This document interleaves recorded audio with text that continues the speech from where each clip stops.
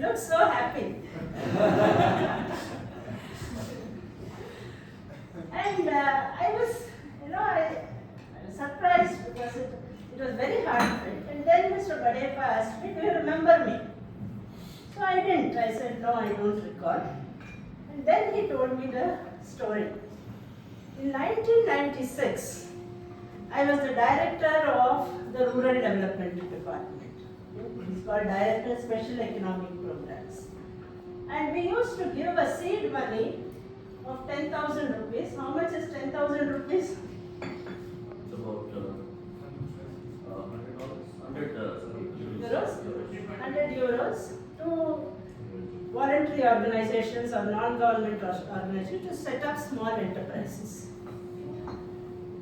So Mr. Badepa had applied for one such sanction of seed money, and I was the sanctioning authority. And he had traveled from Bidar, which is quite far away.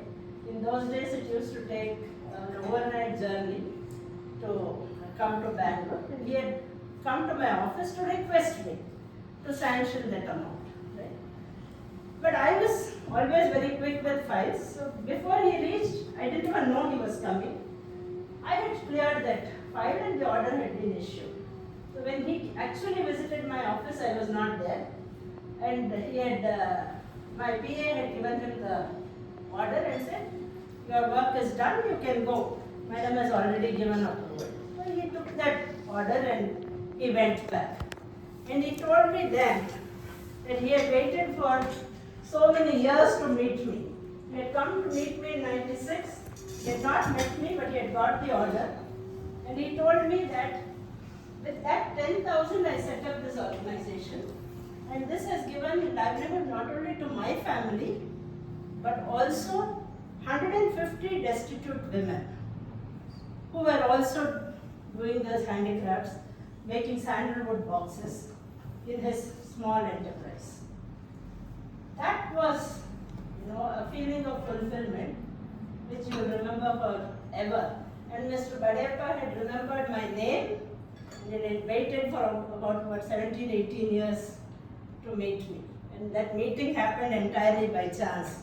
He was not aware that I was going to visit him, and this just happened. So these are the kind of stories that, in spite of all the difficulties and frustrations, it keeps you going. And let me tell you this other story. I don't know whether Aditya is the same one.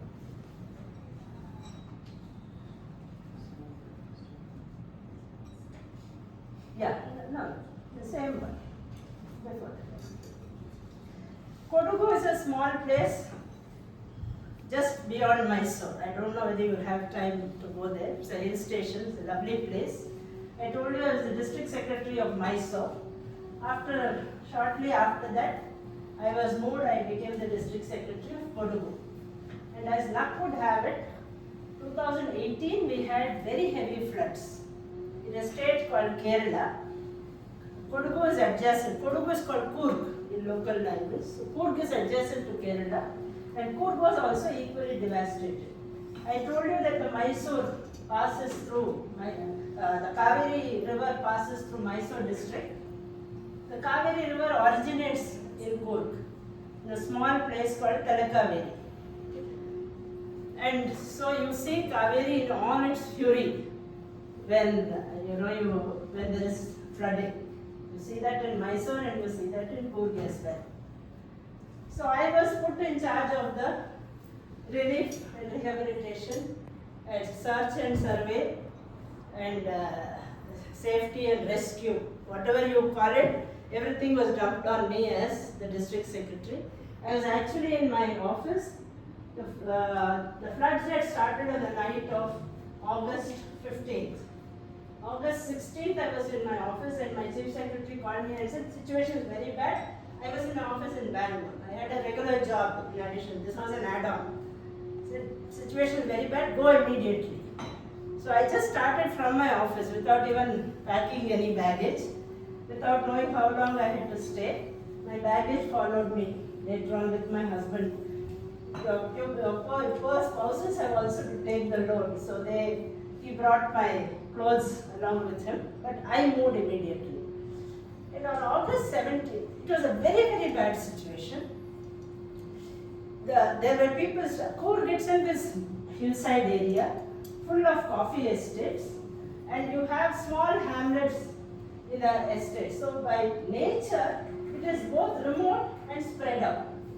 Right? So it's extremely difficult. People are clustered together in a normal village. It's easier to rescue them. But if they are all, in isolated hamlets in a hilly area, it becomes that much more difficult to reach them. And we called the army, the navy, and the air force to help us. It's precious little that they could do, but we were trying hard. And the first few days was extremely difficult. And at that time, on 17th August, a small group of boys mainly came to me and said that we belong to Jetna. Now what is Jetna? It's the General Timmaya Academy of Adventure. So we encourage adventure sports. And Coorg is one of the places where adventure sports take place because of the terrain. And so Jetna had a headquarters in Coorg. This was a creature of the government, but I did not know that there was such an organization before that. And they said we are trained in adventure trekking and all that. So we will also participate in the rescue operations. And I was very wary because there are many, in all calamities, you have a lot of people very eager to come and help. But they don't know how perilous nature can be, especially if you have not done this before. But I sat with them and I talked with them and they explained their training, their own expertise, and say 15-20 minutes. And then I said, okay, you go ahead, but you be the second line. So the army will do the actual rescue. You bring the rescued persons to Madikeri, Madikeri being the headquarters, to safe land. You will bring them back to safe land. It's a slightly elevated area. So this is what they did for the first few days. Then they became more confident. And as they became more confident, they decided that they would do more. And one of their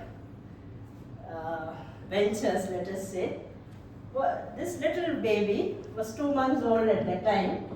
She and her family had been stranded on one hillside, and the river is flowing in full flow in all its fury. And from the other bank, they put a rope way, and there was one boy called Pramod who hugged that little baby to himself, brought her down along the ropeway to safety. And then they saved the others as well. I don't know whether you can get YouTube here. See whether it's there. The strange thing about the Army, Navy and Air Force is that they'll do the work, but they'll not document. And even if they document, they will not share it with civilians, let us say. They don't advertise their work. But Jetna being Jetna, it's an adventure academy. So they were, they're used to recording their work. So they actually did a small record, which is actually the only record which survives of the rescue operations in Coorg at that time. Coorg.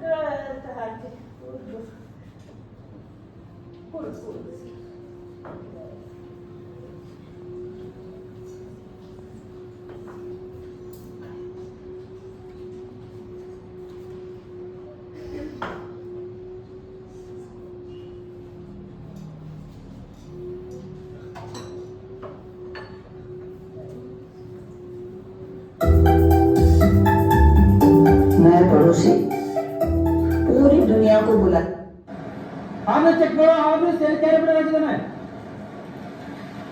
बेशी रख दिया ना हां sir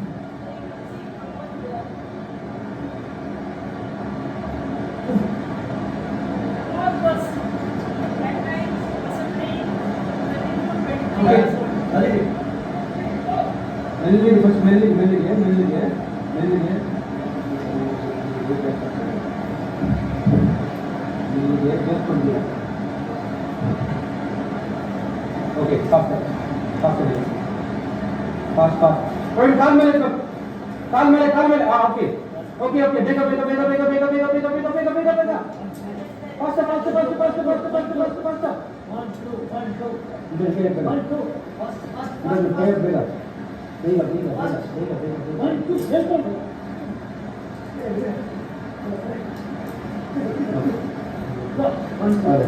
Fine. You are okay.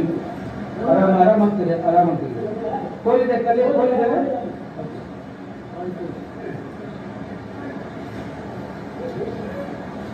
Go.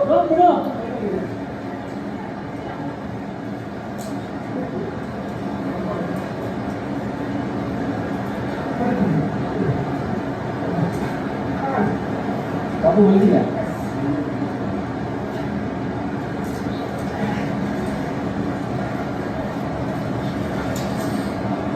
Boleh tidak? Babu boleh.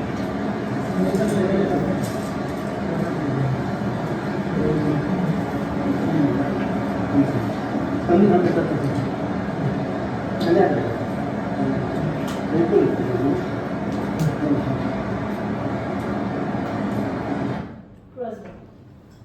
So you can see that, I had about 15 to 20 minutes, and that 15 to 20 minutes I had to take a life or death decision, and it could have gone either way. Okay. But somehow I had confidence in their courage and their expertise, and they had that confidence to attempt such a major rescue, and this little baby and then her family was saved as a result of that split second, so to say, decision. So that was one of the days when I thanked God for putting me in the right place at the right time. And this little baby became, as I told you, hardly anything is documented. You see only the disaster, you don't see the positive aspects of the effort done.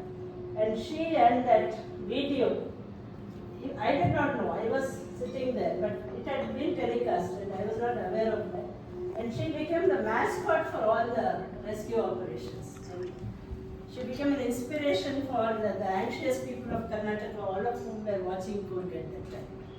So this is, one of the reasons why you keep going in the midst of the undulating terrain, which I called it, of Indian public policy making and implementation.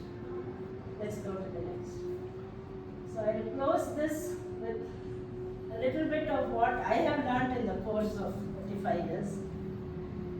Largely people feel that public service is confined to government, but that is not really so. As I told you, Jetna was an agency of government but not government per se. It's possible for each of us to just look around and see. There are a lot of people who come to me. I have a big presence in LinkedIn. So they say we want to do something. So I always tell them that look around you, see who needs help and is willing to take your help and then help them. That's all you need to do. One way to do this is to adopt some public good, something which you are interested in or you have an expertise in. If you are a good singer, use music. If you are an artist, use art. I have a classmate who is a good singer. She goes and sings in hospitals to cheer up the patients. So take something, because if you take something which is totally unrelated to you or something which you are not interested in, you will not stay on with it. So adopt something which you like and then make it your own. Be a pragmatist. When you are in public service, it does not help to be an idealist. In the Indian context, you will have a family welcoming you as their own son or daughter into their home, feeding you, giving you food. The next day, the same family might have killed their own son or daughter as an honor killing. So it's a bewildering and frustrating mix of contradictions, this country of mine. And therefore it helps, especially when you are working in a context like this, to be a pragmatist rather than an idealist. So with this I close and maybe take questions if